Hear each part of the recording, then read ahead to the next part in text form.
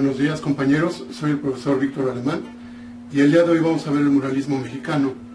El muralismo mexicano surge en 1922 y termina en 1960. Estamos hablando del movimiento como tal, obviamente todavía se siguen haciendo el día de hoy murales, pero estamos hablando desde que inicia el movimiento, todo el tiempo que tiene fuerza hasta que termina como tal. Esta obra que vemos aquí es de Diego Rivera y se llama Sueño de una tarde dominical en la Alameda Central. Su sueño era justamente ver a diversas clases de la sociedad conviviendo armónicamente. Gente de la que tiene el poder, digamos, generales, los políticos, etc. El mismo general Cárdenas está aquí. Y por otro lado, gente del pueblo, gente sencilla del pueblo, gente con rasgos indígenas. Y se autorretratan. Sale también Diego Rivera y sale por otro lado Frida Kahlo en esta pintura también. Esto es como una pequeña introducción. Antecedentes. Los antecedentes de la pintura mural no son solamente desde la década de los 20, sino ya desde el México prehispánico, ya los aztecas, ya los olmecas, ya también los mayas pintaban sobre los muros, como en estos dos casos. En alguna manera hacían relieves y también hacían pinturas con él. Vemos aquí una pintura mural de los mayas. Los temas de las pinturas murales en los mayas eran diversos, iban desde la vida cotidiana de la nobleza de esa época, las grandes hazañas de los guerreros y también por otro lado, la vida cotidiana de algunas personas más sencillas del pueblo, como en este caso los músicos y los danzantes que están también haciendo lo suyo.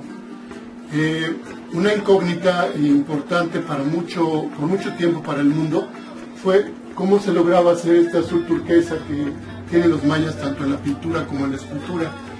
Y bueno, recientemente se hicieron algunos descubrimientos y descubrieron que se logra mediante la planta del índigo, que se le hace una precipitación para que quede como en estado pastosito, como sólido. Se le pone también una arcilla que se llama paligorskita, que tiene un color amarillo blancuzco, y también usaban copal disuelto al baño María, se mezclaba todo y lograban un color maravilloso turquesa que ha durado por muchos años y resiste muchos tipos de inclemencias del tiempo, incluso solventes contemporáneos. Por su parte, las estelas mayas también son un antecedente importante del muralismo, ya que el muralismo también trabaja sobre volumen. Ya en los murales, por ejemplo, de Ciudad Universitaria, de David Alfaro Siqueiros y de Juan O'Gorman, se trabajan relieves y sobre ellos o se pinta o se ponen mosaicos y tiene toda una forma artística que se conoce como escultopintura, es decir, primero está el relieve y luego ya el color. Entonces los mayas trabajaban también las estelas y eran pequeñas paredes, como tipo paredes, pero pequeñitas, y donde se tallaban también este tipo de relieves. Bueno, en el virreinato hay otro tipo de trabajo. Se trabajaba mucho la pintura, sobre todo en las iglesias, en lo que se conoce como retablos. Retablos es la parte detrás de donde el sacerdote oficia la misa. Hay una serie como una cavidad grande arquitectónica, y hay una serie de cuerpos también arquitectónicos como los nichos, esta parte de acá, y obviamente muchos muros donde se pintaban obviamente Cristos, santos, vírgenes, etcétera, las cúpulas incluso. Muchas veces eran hechas por artistas europeos, pero también llegaron a trabajarlo artistas de artesanos, primeramente como ayudantes de los artistas europeos, artesanos mexicanos, y después hicieron contribuciones importantes también a la pintura del virreinato. Otra de las influencias importantes fue Gerardo Murillo, también conocido como el Dr. Atl, así, ATL, que significa agua en el idioma náhuatl. Y bueno, el doctor Atle amaba el paisaje mexicano y tenía ideas nacionalistas, por lo tanto fue un antecedente muy importante del muralismo mexicano. Aparte que el trabajo de los paisajes poco a poco se va antojando cada vez hacerlo más grande y más grande, y él llega a trabajar también en muros, por lo tanto es un gran antecedente del muralismo mexicano. Saturnino Ran es otro de los artistas importantes del muralismo, perdón, como antecedente del muralismo. Veamos aquí la belleza de esta obra, aunque es algo muy cotidiano. Recordemos cómo se dejó por allí una tarea de investigar las categorías estéticas. ¿Se acuerdan que estaba lo bello y lo feo, lo típico y lo nuevo, lo cómico y lo trágico, lo sublime y lo cotidiano? Vean cómo lo cotidiano se vuelve sublime a partir de la pintura. Vean, por ejemplo, esta combinación de colores del amarillo con el lila. No es exactamente violeta, pero es prácticamente un rojo violeta con blanco y un amarillo con blanco, y hacen casi un contraste complementarios en esta parte de acá, y en las sombras también de la espalda, junto con el trabajo de la cosecha de las plantas. Entonces hay una fuerza pictórica importante, una belleza pictórica importante. También acá el contraste de claroscuro que tienen, por ejemplo, los cuellos de los animales, de los bueyes que van jalando, no se ve si es carreta o qué, pero bueno, probablemente una carreta, y se ve la tensión, y eso le da una residumbre tremenda a los animales. La gente sencilla del campo con sus rostros puros, sencillos también, todo eso da una belleza de la vida cotidiana, y a un nivel, nos lo muestran a un nivel sublime. Perdón, voy a tomar un poco de agua.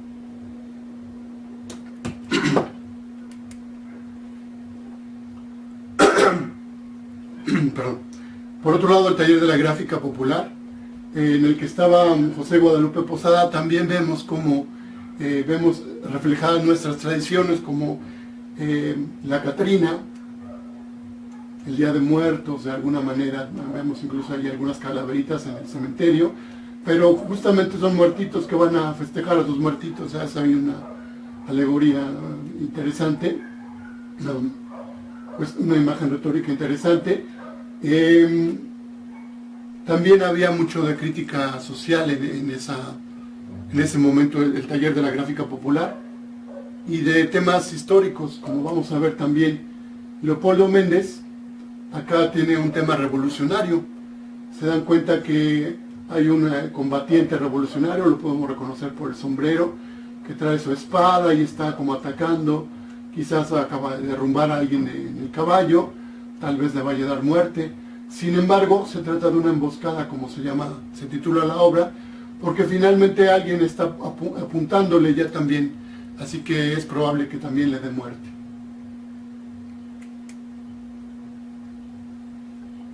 Ya dentro de el origen del movimiento del muralismo, vemos a grandes personajes. José Vasconcelos es este personaje de acá. Él no era pintor, pero él es el que convoca. Él era, hoy se dice secretario de Educación, en ese entonces era ministro de Educación, me parece el cargo. E invita a Diego Rivera, David Alfaro Siqueiros y José Clemente Orozco, que van a ser los tres grandes del muralismo mexicano. Todos ellos hicieron grandes propuestas para esta corriente y para el arte mexicano e internacional de la época. Vemos aquí una obra de Diego Rivera que se llama La Creación. Esta obra surge en 1922. Por eso en algunos libros van a encontrar como un conflicto. Pareciera que unos dirán que el muralismo inicia en el 21 y otros dirán que inicia en el 22. Bueno, en el 21 convoca a José Vasconcelos y en el 22 ya hay obras terminadas, ya hay resultados. Esa es la primera obra del muralismo que realiza Diego Rivera, y todavía tiene influencia del Renacimiento italiano.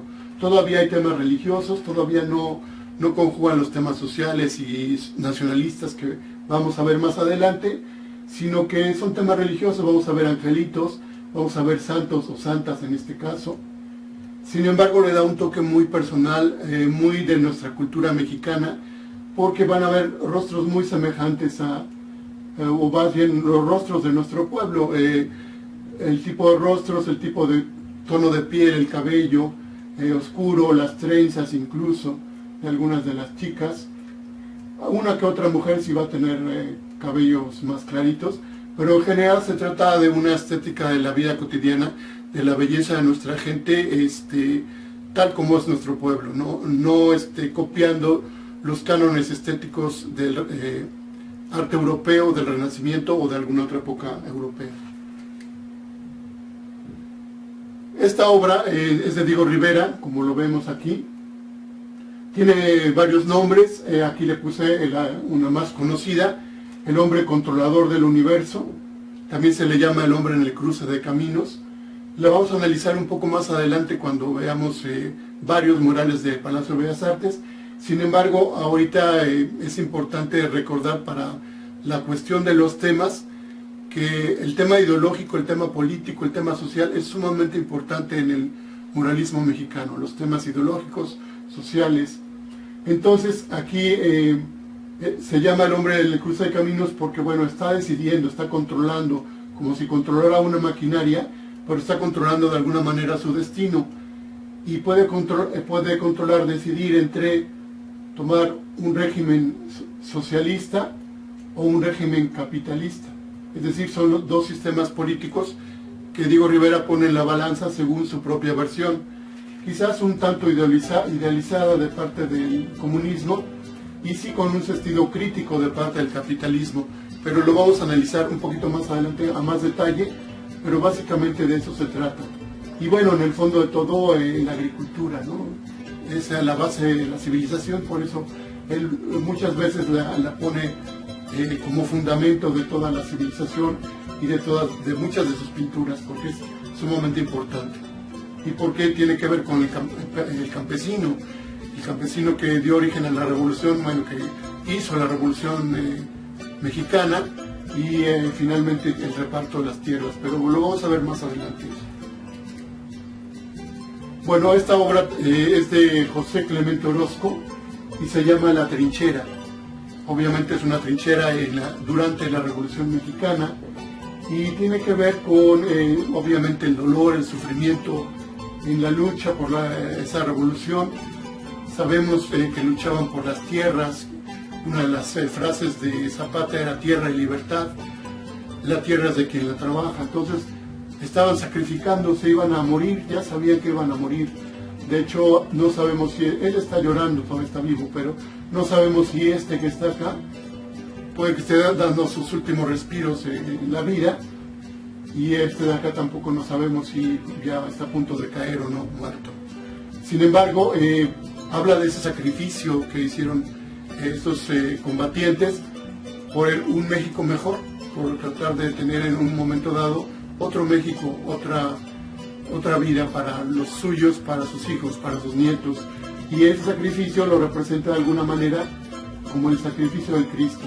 Es decir, hay una metáfora de la cruz de Cristo y así como Cristo se sacrifica por la humanidad en un momento dado, los combatientes se sacrifican por México en general, por sus hijos, por sus nietos en particular, para que haya un futuro mejor, un México donde la tierra pueda ser de quien está trabajando en ella.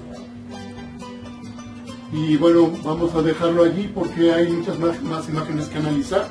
Vamos a ver el contexto y luego analizamos más imágenes.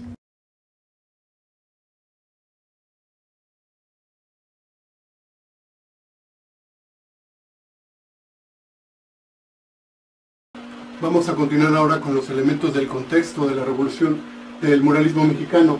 Uno de los más importantes, obviamente, pues es la misma Revolución Mexicana, que inicia en 1910 y termina en 1920.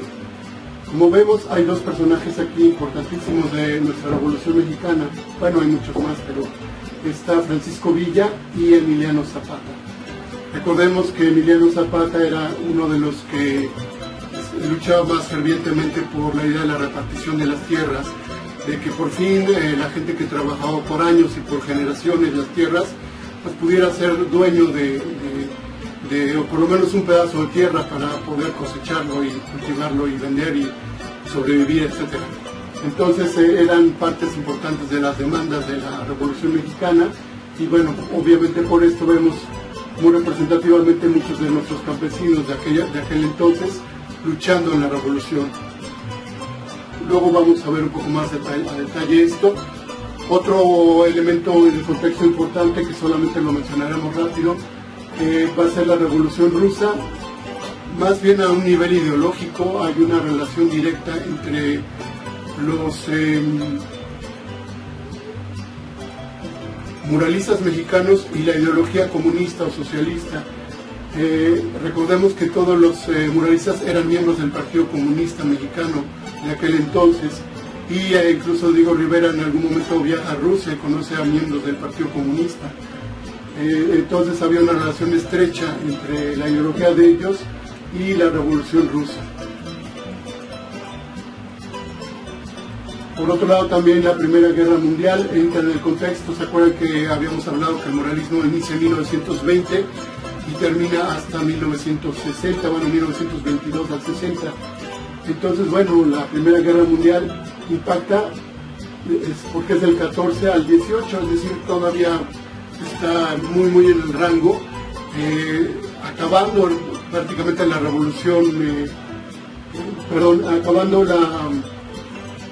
la Primera Guerra Mundial, está acabando también la Revolución Mexicana. Entonces son más o menos eventos que suceden en el mundo al mismo tiempo que la Revolución Mexicana e impactan también a México, sobre todo desde el punto de vista económico, pero también algunos personajes van a aparecer en los murales de Diego Rivera y de otros más, algunos personajes de la Primera Guerra Mundial.